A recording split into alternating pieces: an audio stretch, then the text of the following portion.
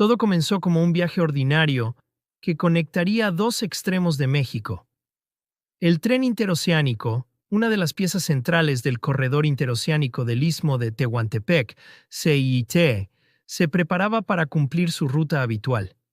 Este megaproyecto, inaugurado en 2023, fue diseñado estratégicamente para unir los océanos Atlántico y Pacífico a través de una red de trenes, puertos y polos industriales.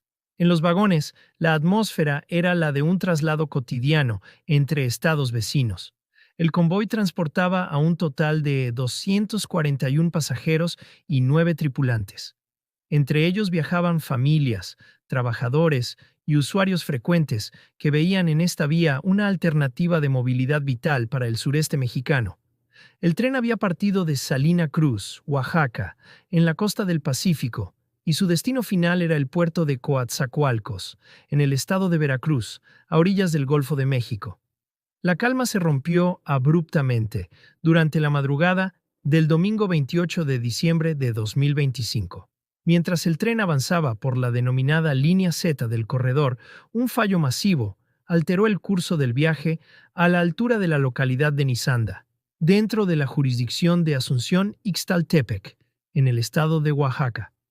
De acuerdo con los reportes oficiales emitidos por la Secretaría de Marina, SEMAR, que es la entidad responsable de operar la vía férrea, el siniestro se originó cuando la máquina principal del convoy se salió de los rieles. El descarrilamiento de la locomotora arrastró parte de la estructura, provocando una escena de caos en la oscuridad de la noche. El impacto fue de tal magnitud que varios pasajeros salieron proyectados o cayeron, junto con los vagones, por un talud de aproximadamente 7 metros de altura. Inmediatamente tras el accidente, el silencio de la zona rural fue reemplazado por las sirenas. Sin embargo, las labores de auxilio no serían sencillas. El descarrilamiento ocurrió en una zona de difícil acceso, lo que obligó a los equipos de socorro a realizar maniobras complejas para ingresar al sitio y rescatar a las víctimas que habían quedado atrapadas entre los restos de los vagones y la densa maleza de la región. El despliegue fue masivo. La Marina informó que la operación de emergencia incluyó el uso de 5 ambulancias terrestres y una ambulancia aérea, además del despliegue de aproximadamente 40 elementos de sanidad naval especializados en atención de traumas. Junto a ellos, trabajaron hombro con hombro efectivos de la Guardia Nacional, la Secretaría de la Defensa Nacional, SEDENA, y diversos cuerpos de emergencia locales de los municipios cercanos. Con el paso de las horas, lo que comenzó como un reporte de heridos se transformó en un balance doloroso y definitivo. Las autoridades federales confirmaron la magnitud de la tragedia. 13 personas fallecieron en el lugar o durante el traslado. Además, el recuento de heridos alcanzó las 98 personas lesionadas, de las cuales 5 se encontraban en estado grave luchando por su vida. La logística de salud fue prioritaria. Un total de 36 personas requirieron hospitalización inmediata debido a la seriedad de sus heridas. Los lesionados fueron distribuidos en diversos centros asistenciales estratégicos de la región para garantizar una atención oportuna. Hospitales del IEMS en Matías Romero y Salina Cruz, así como centros del sistema AMSS Bienestar, en las localidades de Juchitán e Ixtepec. Cada ingreso hospitalario representaba el rostro de una emergencia nacional que mantenía en vilo al estado de Oaxaca. La noticia escaló rápidamente a los niveles más altos del gobierno. La presidenta de México, Claudia Sheinbaum Pardo, manifestó públicamente su pesar y envió sus condolencias a las familias afectadas, asegurando que el gobierno federal proporcionará un acompañamiento especial y apoyo humanitario a los sobrevivientes y parientes de los fallecidos. Por su parte, el gobernador de Oaxaca, Salomón Jara, activó los protocolos estatales y supervisó la instalación de un módulo operativo de atención directa en la zona del siniestro. Mientras se atendía la crisis humana, comenzaba la búsqueda de respuestas técnicas. Especialistas de la SEMAR, en estrecha coordinación con la Secretaría de Infraestructura, Comunicaciones y Transportes, SICT, y la Agencia Reguladora del Transporte Ferroviario, iniciaron los peritajes en el lugar. El objetivo principal es analizar el material rodante y el estado físico de las vías para determinar con precisión qué causó que la locomotora principal abandonara los rieles. Se supo que se está trabajando arduamente para retirar los vagones afectados y asegurar el área del talud.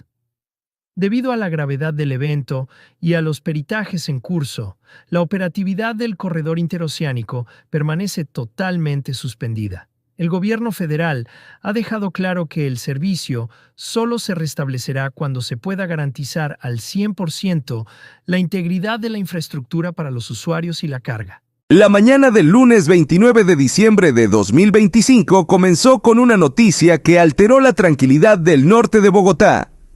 En la localidad de Usaquén, el Centro Comercial Santa Fe, uno de los complejos comerciales más emblemáticos de la ciudad, se convirtió en el escenario de un suceso lamentable que conmocionó tanto a empleados como a visitantes.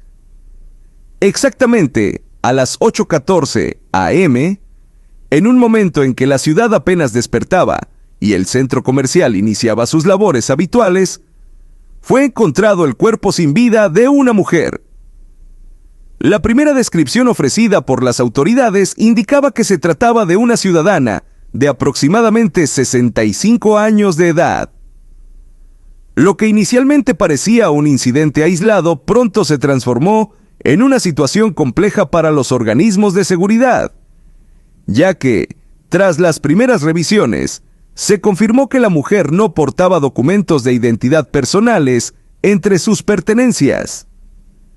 Esta ausencia de información convirtió la identificación de la fallecida en uno de los mayores retos iniciales para los investigadores.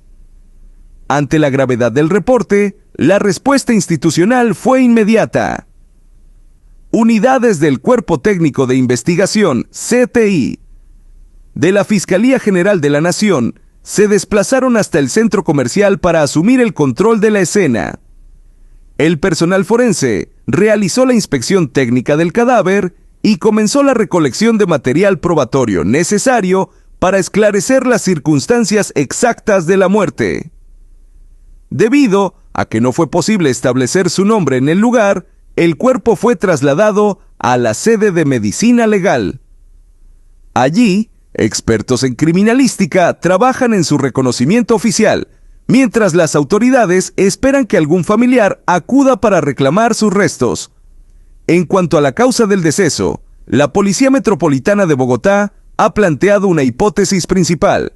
Los indicios preliminares sugieren que la mujer habría tomado la decisión de terminar con su propia vida. No obstante, los investigadores han sido enfáticos en que esta es solo una de las líneas de investigación.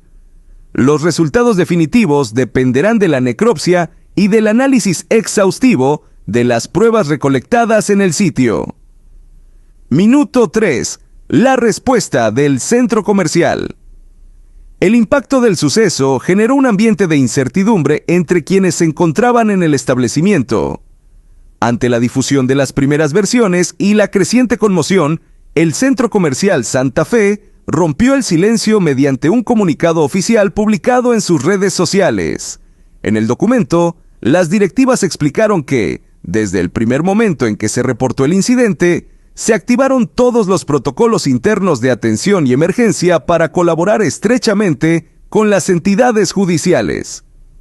La administración del complejo expresó sus condolencias y solidaridad con los allegados de la persona fallecida, manifestando: acompañamos este doloroso momento con profundo respeto y consideración.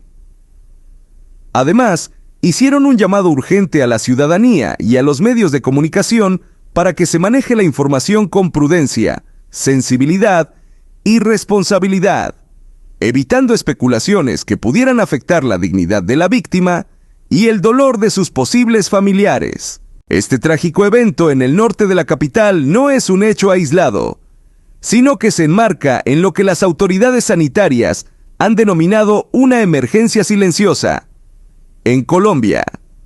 Según datos recientes del Instituto Nacional de Salud, INS, durante los primeros 9 meses de 2025, el país registró la alarmante cifra de 28.290 intentos de suicidio. Aunque esto representa una ligera disminución del 4.8% en comparación con el año anterior, las estadísticas siguen siendo preocupantes, especialmente por su impacto diferenciado por género.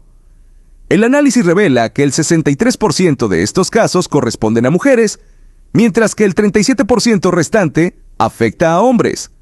Los detonantes identificados por el INS son diversos y profundos.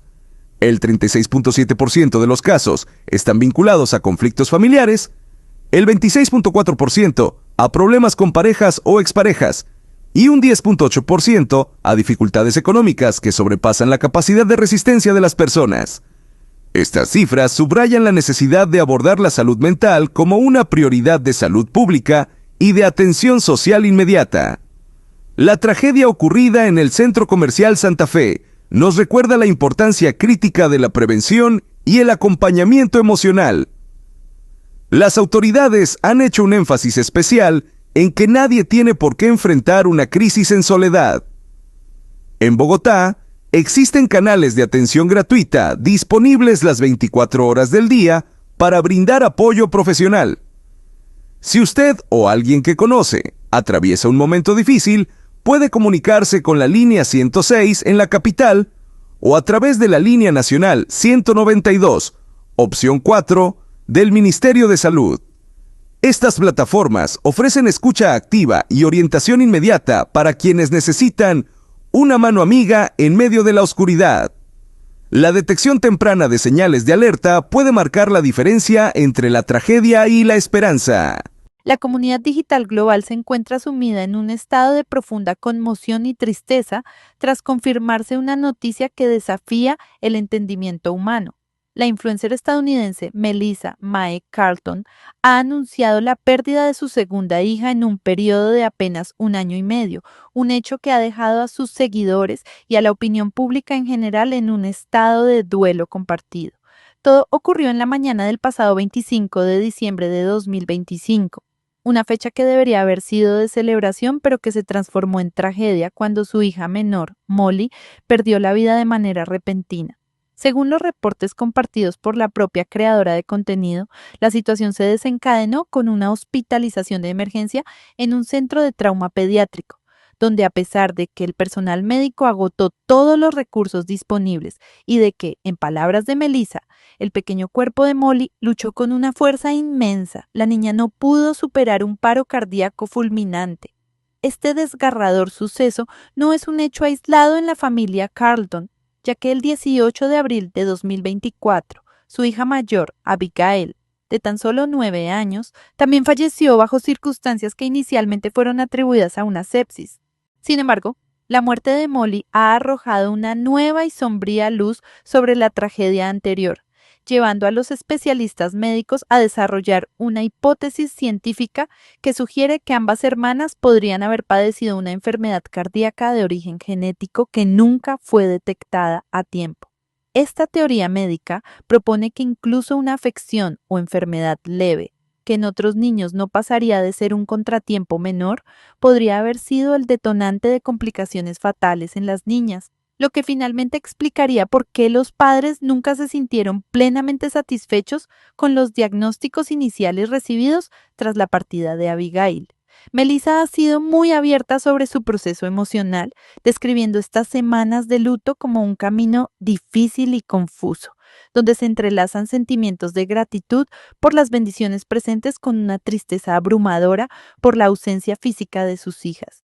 Durante los días previos a la Navidad, la influencer ya había manifestado un cambio de perspectiva en su contenido, alejándose de la búsqueda de una Navidad estética y perfecta para enfocarse en crear un hogar que se sintiera vivido, con pruebas tangibles de que sus hijos habitaban cada rincón e incluso honrando la memoria de su primogénita con los llamados ángeles de Abby en su árbol decorativo.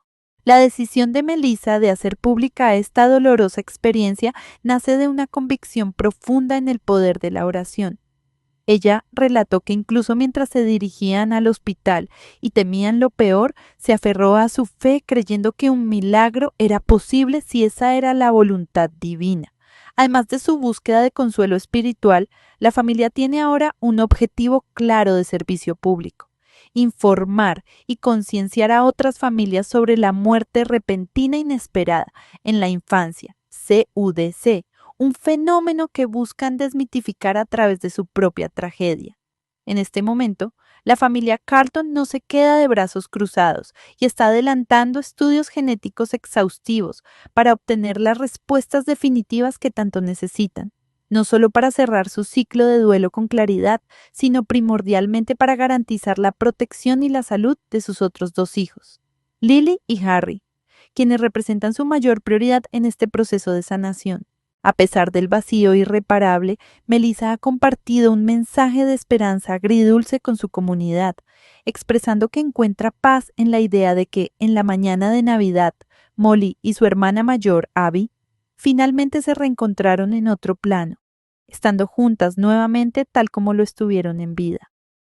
Esta historia, que ha captado la atención de medios internacionales y ha generado miles de reacciones en redes sociales, resalta la fragilidad de la vida y la importancia de la investigación genética en casos de muertes infantiles inexplicables, mientras la figura de Melissa May Carlton emerge como un símbolo de resiliencia y fe en medio de la adversidad más extrema que un padre puede enfrentar. Para entender esta situación, podríamos imaginar que el sistema eléctrico de una casa tiene un pequeño fallo oculto en los cables principales.